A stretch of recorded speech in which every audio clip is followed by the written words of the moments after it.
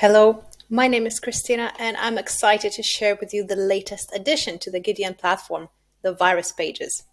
Let's head to our A to Z list so we can see exactly what's been added. And here we see diseases, drugs, vaccines, and microbes.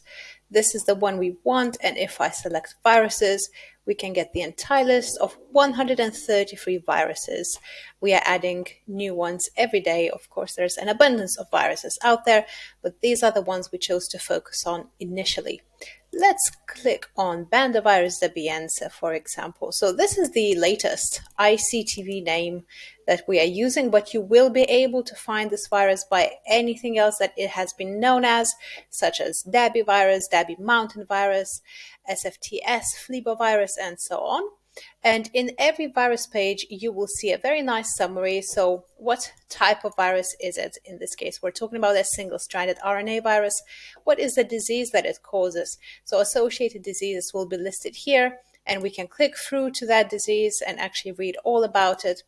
Then going down, there will be reservoirs, vehicles, vectors, if applicable, down to a species level spelled out in Latin, drugs that will be effective against this virus, and appropriate citations. And etymology, what does the name mean? Now, scrolling further down, we have structure notes, structure galleries with citations as well, and the mechanism of infection. So how does the virus enter the cell and replicate, which could be very, very important for immunology lessons or virology lessons.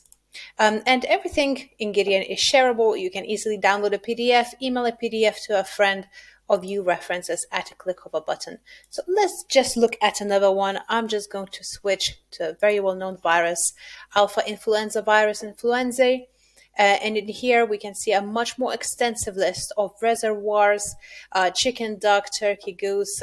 Sometimes we'll have a family name if the whole entire family is known to be affected, or we're going to go down to the species level.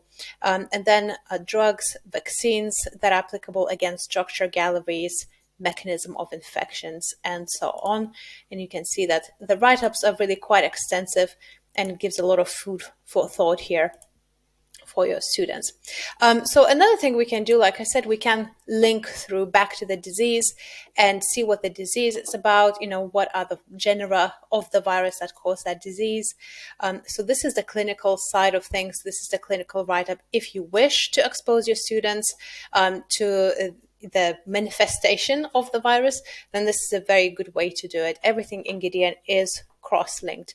And so if you are exploring a particular disease, perhaps you want to work the other way around. Maybe you start with a clinical and then work your way down to a pathogen level, in which case we're talking about the Zika virus or orthoflavivirus zikaense.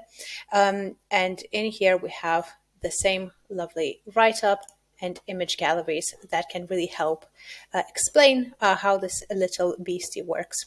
Now, if you happen to be comparing diseases side by side, you will probably know that GIDEON has a fingerprint comparison where we look at particular agents causing diseases along with reservoirs, vectors, and vehicles.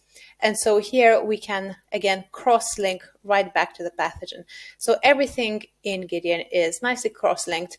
And I would really love to hear your thoughts about this new feature. Is it useful for you? What would you like to add? Please give me a shout at kristina@gideononline.com. That's Christina with a K at gideononline.com. Thank you for watching.